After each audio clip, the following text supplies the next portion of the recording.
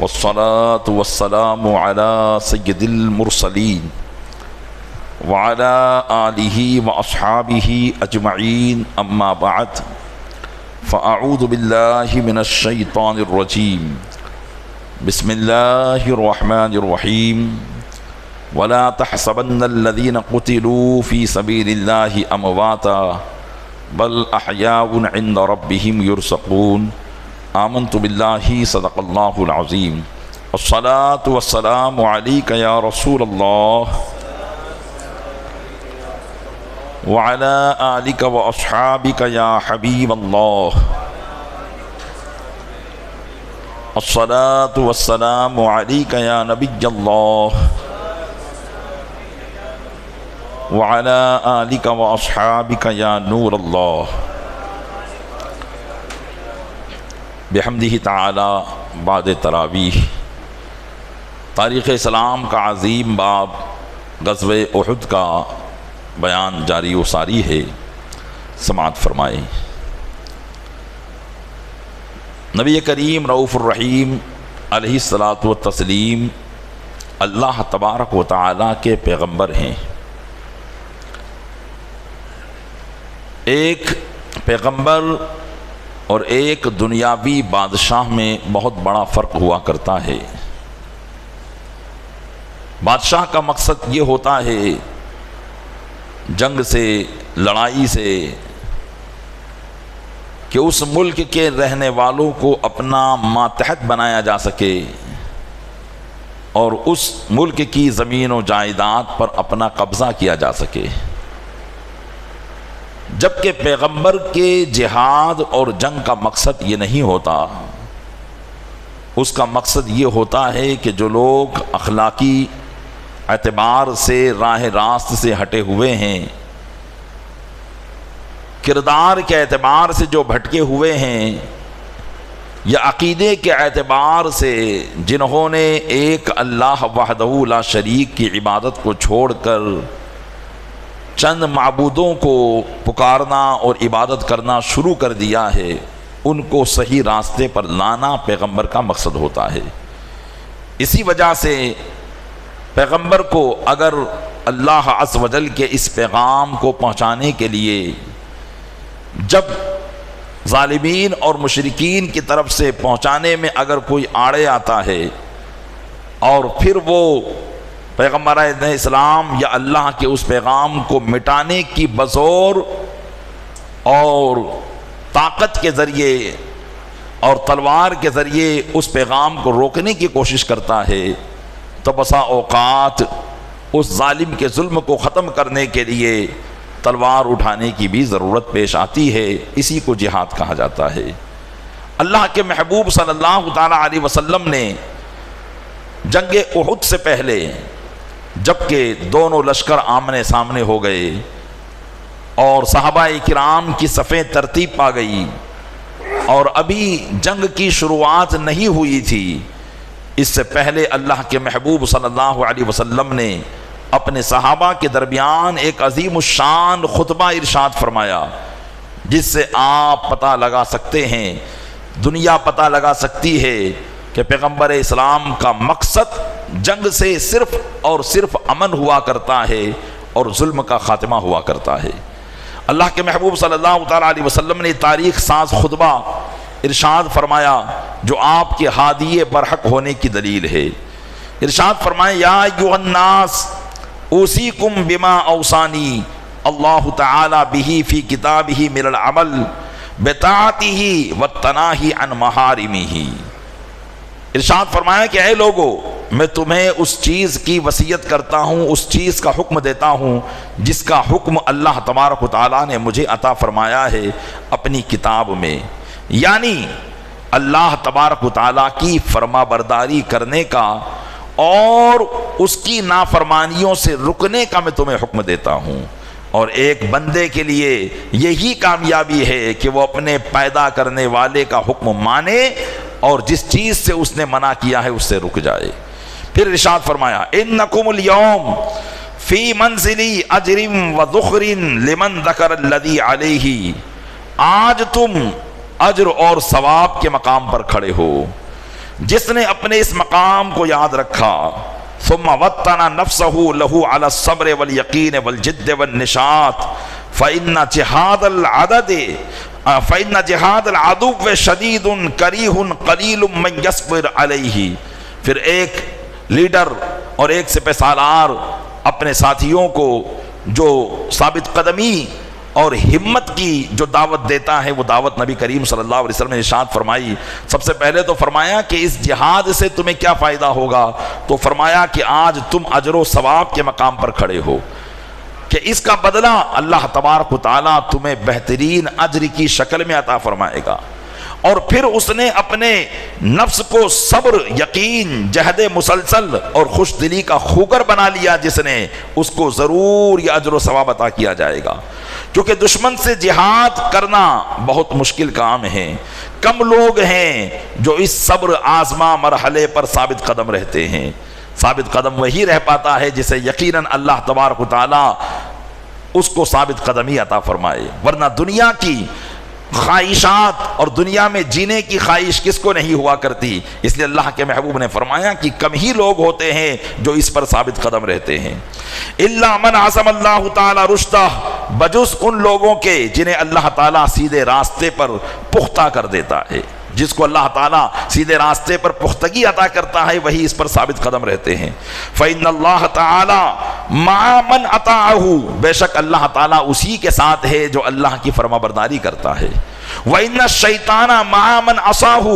اور بے شک شیطان اس کے ساتھ ہے جو اللہ کی نافرمانی کرتا ہے۔ اللہ کے محبوب نے دونوں باتیں یہاں ارشاد فرمائی کہ اللہ کی معیت اور اللہ کا ساتھ یہ اس کے ساتھ ہوا کرتا ہے جو اللہ کا فرما بردار ہوتا ہے، اور جو اللہ کا نافرمان ہوتا ہے تو پھر اللہ کی معیت، طاقت اور نصرت اس کے ساتھ نہیں ہوا کرتی، بلکہ اس کے ساتھ شیطان ہوا کرتا ہے۔ فافتتحوا اعمالکم بالصبر علی الجہاد، آج اپنے اعمال کی ابتدا جہاد پر صبر سے کرو۔ والتمسوا بذلک ما وعدکم اللہ تعالی، اور طلب کرو اس صبر سے فتح کا وہ انعام جس کا اللہ تعالیٰ نے تم سے وعدہ فرما لیا ہے۔ وعلیکم بالذی امرکم بھی، اور جس چیز کا اللہ تعالیٰ نے تمہیں حکم دیا ہے اس کی پابندی لازم جانو۔ فإنہ حریص علی رشدکم وإن الاختلاف والتنازع والتثبیت من امر العجز والضعف مما لا يحب اللہ تعالی، کیونکہ میں تمہاری ہدایت یابی پر بہت حریص ہوں۔ اللہ کے محبوب نے فرمایا کہ تم کو اللہ نے جس بات کا حکم دیا ہے اس بات کو اپنے اوپر لازم کر لو، اس لیے کہ میں اس بات کا حریص ہوں کہ تم زیادہ سے زیادہ اللہ کے فرما بردار رہو اور راہ ہدایت پر رہو۔ اور باہمی اختلاف، جھگڑا اور بزدلی اور عجز اور کمزوری کی علامتیں یہ باہمی اختلاف ہے، کہ اگر باہمی آپسی اختلاف کرو گے تو پھر تم کمزور ہوتے چلے جاؤ گے، تم عاجز ہوتے چلے جاؤ گے اور بزدل ہوتے چلے جاؤ گے، اور یہ وہ چیزیں ہیں کہ جنہیں اللہ تعالیٰ پسند نہیں کرتا ہے۔ وَلَا يُعْتِي عَلَيْهِ النَّصْرَ وَالظَّفْرَ، اور پھر اگر آپسی اختلاف ہو، آپسی جھگڑا ہو کہ مسلمان آپس میں ایک دوسرے سے اختلاف کرتے ہو، جھگڑا رکھتے ہو، ان کے دل ایک سے نہ ہو، تو آقا علیہ السلام نے فرمایا تو پھر اللہ تعالیٰ بھی اس پر فتح اور مدد عطا نہیں کرتا ہے۔ پیارے اسلامی بھائیو، غور کریں کہ میرے آقا صلی اللہ علیہ وسلم نے کس نقطے کی بات ارشاد فرمائی۔ آج ہم بھی اللہ کی مدد کا انتظار کرتے ہیں، فتح و نصرت کا انتظار کرتے ہیں، لیکن اللہ کی مدد اور فتح و نصرت کے جو تقاضے ہیں کیا ہم اس کو پورا کرنے میں کامیاب ہیں؟ آج گھر کے اندر اگر 4 بھائی ہیں تو ان کے دل ایک جیسے نہیں ہیں، ہر ایک دوسرے کے خلاف ورزی میں لگا ہوا ہے، کچھ نہ کچھ اس کے خلاف برائی میں لگا ہوا ہے، دیگر لوگوں کو تو جانے دیجئے۔ تو آپ دیکھیں کہ ہم کس قدر اختلاف میں مبتلا ہو چکے ہیں، اور پھر اللہ کی رحمت کا انتظار کر رہے ہیں، اس کی مدد کا انتظار کر رہے ہیں۔ اس کی مدد اس وقت تک حاصل نہیں ہو سکتی جبکہ سارے مسلمانوں کے دل ایک انسان کے دل کی طرح نہ ہو جائے۔ پھر ارشاد فرمایا یا ایھا الناس جدد فی صدری ان من کان علی حرام، اے لوگو اللہ تعالیٰ نے یہ چیز از سر نو میرے سینے میں ڈال دی ہے کہ کہ جو شخص حرام کام کرتا ہے فرق اللہ تعالی بینہ و بینہ، تو اللہ تعالیٰ اپنے اور اس کے درمیان جدائی ڈال دیتا ہے۔ آقا علیہ السلام فرماتے ہیں کہ اللہ نے میرے سینے میں یہ بات ڈال دی ہے کہ جو حرام کام کرے گا، اللہ کی نافرمانی کے کام کرے گا، تو پھر اللہ تعالیٰ اس کو اپنے سے جدا کر دے گا۔ اس کو اللہ تبارک و تعالیٰ سے کوئی لینا دینا نہیں ہے، نہ ہی اللہ کی طرف سے اس کے اوپر فتح و نصرت نازل ہوگی۔ وَمَنْ رَغِبَ لَهُ عَنْهُ غَفَرَ اللَّهُ تَعَالَى لَهُ ذَنْبًا، اور جو شخص اس حرام سے اللہ کی رضا کے لیے منہ موڑ دے گا تو پھر اللہ تعالیٰ اس کے گناہوں کو معاف فرما دے گا۔ وَمَنْ صَلَّى عَلَيَّ صَلَاةً صَلَّى اللَّهُ عَلَيْهِ وَمَلَائِكَتُهُ عَشْرًا، اور جو مجھ پر ایک مرتبہ درود پڑے گا اللہ تبارک و تعالیٰ اور اس کے فرشتے اس پر 10 رحمتیں نازل فرمائیں گے۔ یعنی ظاہری اور باطنی دونوں اصلاح کی جا رہی ہے کہ اگر تم اپنے ظاہر کو آپسی اختلاف سے ختم کر کے اتحاد اور محبت کو قائم کرو اور سب مل کر یہ ثبوت دو کہ ہم چاہے کسی بھی برادری کے ہوں، کسی بھی جماعت کے ہوں، کسی بھی ملک کے ہوں، ایک آقا پر درود پڑھنے والے لوگ ہیں جن پر سب درود پڑھتے ہیں، تو ہم وہی لوگ ہیں، درود پڑھنے میں ہم سب شریک ہیں۔ وَمَنْ أَحْسَنَ مِن مُسْلِمٍ أَوْ كَافِرٍ وقع اجرہ علی اللہ، جو شخص احسان کرے، بھلائی کرے کسی مسلمان پر یا کافر کے ساتھ، اس کا اجر اللہ ہی کے ذمہ کرم پر ہے۔ قربان جائے، کیا کوئی بادشاہ یہ پیغام دے گا کہ اپنے دشمنوں کے ساتھ بھلائی کرنے کا حکم دے گا؟ یہاں اللہ کے محبوب فرما رہے ہیں کہ کافر جو مذہب اسلام میں داخل نہیں ہوتا، تو ارشاد فرمایا کہ اگر کوئی مسلمان کے ساتھ بھی حسن سلوک کرے یا کافر کے ساتھ حسن سلوک کرے تو ضرور اللہ تعالیٰ اس کا اجر اسے عطا فرمائے گا۔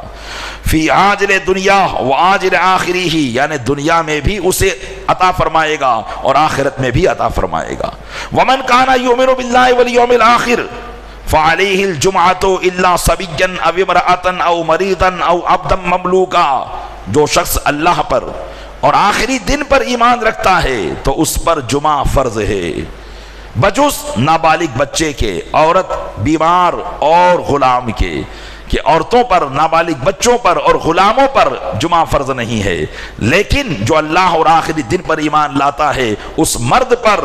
جو عاقل و بالغ ہے جمعہ لازم ہے۔ فرمایا وَمَنِ اسْتَغْنَى عَنْهَا اسْتَغْنَى اللَّهُ عَنْهُ، جو شخص نماز جمعہ سے بے پرواہی کرے گا اللہ تعالیٰ بھی اس سے بے پرواہی کرے گا۔ یعنی جو نماز جمعہ کی طرف سے توجہ ہٹا دے گا تو سمجھیے کہ اللہ کی رحمت کی توجہ بھی اس کی طرف متوجہ نہیں ہوگی۔ پھر فرمایا واللہ غنی حمید، اور اللہ سراہا ہوا، تعریف کیا ہوا، بے نیاز ہے۔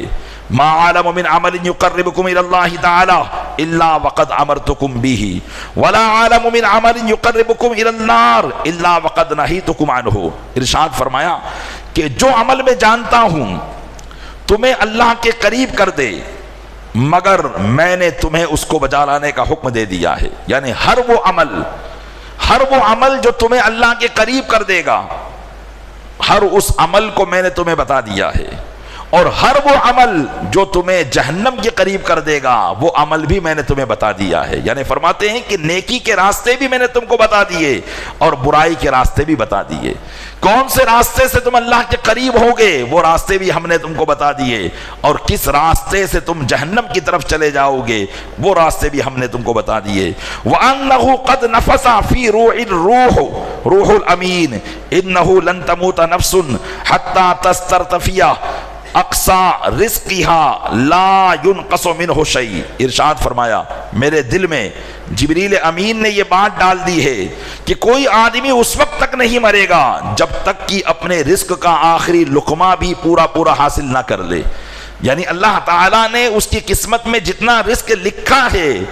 وہ انسان اس وقت تک نہیں مر سکتا جب تک کہ اپنے رزق کا آخری لقمہ بھی وہ حاصل نہ کر لے، اس وقت تک وہ دنیا سے جا نہیں سکتا ہے۔ اور فرمایا اگرچہ وہ رزق اس سے لیٹ ہو جائے تو فرمایا فاتقوا اللہ ربکم، پس اللہ تعالیٰ جو تمہارا پروردگار ہے اس سے ڈرو۔ جب یہ معلوم ہو گیا کہ اللہ نے جو لکھا ہے وہ مل کے رہے گا، اس سے پہلے موت آ نہیں سکتی ہے، تو اب رزق کے معاملے میں چونکہ انسان اللہ کی نافرمانی کی طرف نکل جاتا ہے تو فرمایا کہ جب جو لکھا ہے وہ ملنا ہے اور جو نہیں لکھا ہے وہ نہیں مل سکتا، تو پھر اس معاملے میں اللہ سے ڈرتے رہو۔ وَأَجْمِلُوا فِي طَلَبِ الرِّزْقِ، اور رزق طلب کرنے میں خوبصورت راستہ اختیار کرو، یعنی حلال راستہ اختیار کرو۔ وَلَا يَحْمِلَنَّكُمْ اسْتِبْطَاؤُهُ أَن تَطْلُبُوهُ بِمَعْصِيَةِ اللَّهِ تَعَالَى، اور رزق کے ملنے پر تاخیر تمہیں اس بات پر برانگیختہ نہ کرے کہ تم اللہ کی نافرمانی کے ذریعے سے اس کو طلب کرو۔ یعنی اگر رزق ملنے میں تاخیر ہو جائے، یہ تو جان لو کہ جتنا تمہاری قسمت میں وہ مل کے رہے گا، لیکن اگر رزق ملنے میں تاخیر ہو تو ارشاد فرمایا کہ وہ تمہیں گناہ کے کاموں کی طرف نہ ابھار دے کہ تم اس رزق کی تلاش میں پھر گناہ کے کاموں کی طرف چلے جاؤ۔ فَإِنَّهُ لَا يَقْدِرُ عَلَى مَا عِنْدَهُ إِلَّا بِطَاعَتِهِ، کیونکہ جو چیز اللہ کے پاس ہے وہ اس کی فرما برداری سے ہی حاصل کی جا سکتی ہے۔ تو اگر اللہ کی طرف سے اس کی نعمتوں کو حاصل کرنا چاہتے ہو تو پھر اللہ تبارک و تعالیٰ کی فرما برداری ہی کے ذریعے ملے گی، نافرمانی کے ذریعے وہ نہیں ملے گی۔ قد بینا لکم الحلال والحرام، بے شک اللہ تعالیٰ نے تمہارے لیے حلال اور حرام کو بیان کر دیا ہے۔ غیر ان بینہما شبہا من الامر، ہاں ان دونوں کے درمیان کچھ چیزیں ایسی ہیں جو مشتبہ ہیں۔ من وقع فیہا کان کالراعی الی جنب الحما اوشک ان یقع فیہ، کہ جو مشتبہ چیز میں پڑے گا تو وہ ایسا ہے جیسے کوئی چرواہا اپنی بکریوں کو گھیری کی ہوئی باغ کے قریب لے جائے تو ہو سکتا ہے کہ وہ بکریاں اس میں منہ ڈال دے۔ تو ایسے ہی بعض باتیں وہ ہوتی ہیں جو مکروہ ہوتی ہے، بعض باتیں وہ ہوتی ہیں کہ جس کو کرنا بہتر نہیں ہوتا، بندہ سوچتا ہے چلو جائز تو ہے کر لو، لیکن ہو سکتا ہے کہ وہ اس کو کرنے جائے اور پھر حرام کاموں میں پڑ جائے۔ تو اس لیے فرمایا کہ اپنے آپ کو ایسے روکو جیسے مثال کے طور پر کوئی چرواہا اگر بادشاہ کی چراگاہ کی طرف اپنی بکریوں کو لے جائے تو ہو سکتا ہے کہ بکری کو وہ روک نہیں پائے گا۔ تو ایسے ہی ہمارا نفس بھی بکریوں کی طرح ہے، اگر ہم نے اس کو زیادہ چھوٹ دی تو ہو سکتا ہے کہ اللہ کی حرام کی ہوئی چیزوں کی طرف منہ ڈال دے۔ اور پیارے اسلامی بھائیوں یہی ہوتا ہے، ہم جائز چیزوں کو کرتے کرتے کرتے کرتے اپنے نفس کو اتنا عادی بنا لیتے ہیں کہ پھر وہ ناجائز کام کرنے میں بھی کوئی سوچ و بچار اور کوئی اللہ کا خوف جو ہے ہمارے دل میں پھر نہیں رہ پاتا اور ہم ناجائز کام کرنے لگ جاتے ہیں۔ ارشاد فرمایا الا وَإِنَّ حِمَ اللَّهِ تعالیٰ فی محارمہ، سن لو اللہ کی حدیں ہیں، اور اللہ کی حدیں کیا ہیں؟ اس کی حرام کردہ چیزیں ہیں، تو حرام کردہ چیز کے قریب نہ جاؤ۔ والمؤمن من المؤمن کالراس من الجسد، اور مومن کے لیے ایسا ہے جیسے جسم سر کی طرح، کہ جسم کا ایک جسم بغیر سر کے باقی نہیں رہ سکتا، اسی طریقے سے ایک مومن دوسرے مومن کے لیے اسی طریقے سے ہے۔ اذا اشتکا تداعی علیہ سائر جسدہ، جب سر بیمار ہوتا ہے تو سارا جسم بے قرار ہو جاتا ہے۔ پیارے اسلامی بھائیوں غور کریں، میرے آقا صلی اللہ علیہ وسلم نے کس امن اور شانتی کا پیغام اس موقع پر دے رہے ہیں جبکہ دشمن لشکر جرار لے کر 3 گنا زیادہ فوج لے کر کھڑا ہوا ہے، لیکن یہ پیغمبر اسلام ہیں جو اپنے ماننے والوں کو اس بات کی دعوت دے رہے ہیں تاکہ ایسا نہ ہو کہ جب فتح یابی ہو جائے، مال و دولت ہاتھ میں آئے تو اللہ کی حدود کو بھول جائے اور اللہ کی نافرمانیوں کی طرف متوجہ ہو جائے۔ یہ یقیناً ایک پیغمبر کا کام ہوتا ہے۔ یہی فرق ہوتا ہے ایک بادشاہ اور پیغمبر میں کہ بادشاہ جو ہوتا ہے وہ اپنی طاقت و قوت کے زور پر کمزوروں کو تہہ تیگ کرنے کی کوشش کرتا ہے، لیکن پیغمبر جو ہوتا ہے وہ کمزوروں پر انصاف قائم کرنے کی کوشش کرتا ہے۔ تو پیارے اسلامی بھائیوں یقیناً تاریخ اسلام کے اندر یہ خطبہ بڑا ہی بہتر خطبہ ہے اور یہ اس بات کی مثال دیتا ہے وہ لوگ جو نبی کریم صلی اللہ علیہ وسلم پر اعتراض کرتے ہیں، یقیناً انہیں سیرت نبوی کا یہ باب پڑھنا چاہیے اور دیکھنا چاہیے کہ ان کا مقصد جہاد سے دنیا کے اندر تباہی و بربادی کو پھیلانا نہیں تھا، بلکہ دنیا میں بھٹکے ہوئے لوگوں کو راہ راست پر لانا ان کا مقصد تھا۔ اللہ تعالی ہمیں اپنے محبوب صلی اللہ علیہ وسلم کے مقصد پر عمل کرنے کی توفیق عطا فرمائے، اور ان کے فرمانات اور ارشادات کو اپنے دلوں کے گلدستوں میں سجانے کی توفیق عطا فرمائے۔ آمین بجاہ النبی الامین صلی اللہ تعالی علیہ وآلہ واصحابہ تسلیم۔ درود پاک پڑھ دیں۔ اللہم صلی علی سیدنا شفیعنا نبینا مولانا محمد مادر الجود والکرم وآلہ وبارک وسلم صلاۃ و سلام علیک یا رسول اللہ۔ گزشتہ سوال ہوا تھا، تو ایک سوال یہ تھا کہ زکوٰۃ کس کو دینی چاہیے، یہ ایک بیسک سوال تھا۔ سب سے پہلے یہ سن لے، آج ہی قرآن کریم کی آیت کریمہ آپ نے تراویح میں سماعت کی، انما الصدقات للفقراء والمساکین والعاملین علیہا والمؤلفۃ قلوبہم وفی الرقاب والغارمین وفی سبیل اللہ وابن السبیل۔ قرآن کریم نے 8 قسموں کو بیان کیا ہے کہ زکوٰۃ ان کو دینی چاہیے، لیکن یہ سب ہوں مسلمان، سنی صحیح العقیدہ، یعنی اہل سنت و جماعت کا جو عقیدہ رکھتا ہو زکوٰۃ اسی کو دینے سے ادا ہوگی۔ اگر اہل سنت و جماعت کے وہ عقیدے پر نہیں ہے، یعنی اس کا مذہب ایسا ہے کہ جو نبی کریم صلی اللہ تعالیٰ علیہ وسلم کے گستاخوں کا پیروکار ہے، یا ان کی گستاخی کرتا ہے، یا معاذ اللہ رب العالمین ان کے لیے علم غیب کو نہیں مانتا، یا ان کو حاضر و ناظر نہیں مانتا، یا اللہ تبارک و تعالیٰ کی طرف سے ان کو مالک و مختار نہیں مانتا، اگر وہ ایسے مذہب کا پیروکار ہے تو پھر ایسے لوگوں کو زکوٰۃ دینے سے زکوٰۃ ادا نہیں ہوگی۔ زکوٰۃ دینے کے لیے فقراء، مساکین، عاملین، یعنی جو پہلے کے زمانے میں بادشاہ کی طرف سے متعین ہوتے تھے مسلمانوں سے زکوٰۃ کے وصول کرنے کے لیے، ان کو عاملین کہا جاتا تھا، اور جو مقروض ہوں یعنی قرض کے اندر ڈوبے ہوئے ہوں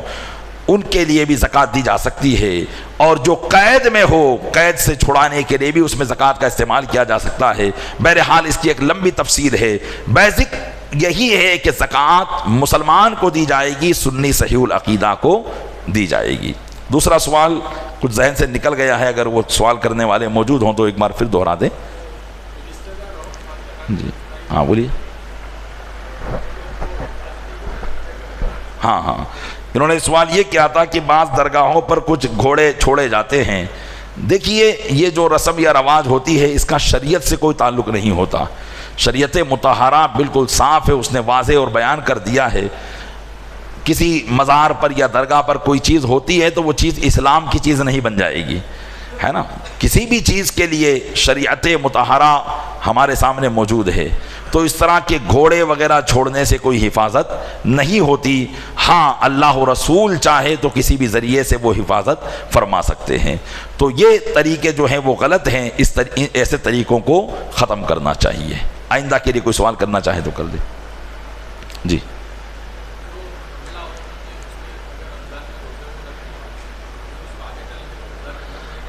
رمضان المبارک میں کسی کے روزے چھوٹ جائے تو پھر آگے وہ روزوں کی قضا کیسے کرے گا؟ انشاءاللہ اس کے تعلق سے، حاملہ ہو یا حائضہ ہو کوئی بھی ہو، انشاءاللہ اس کے تعلق سے۔ اور جی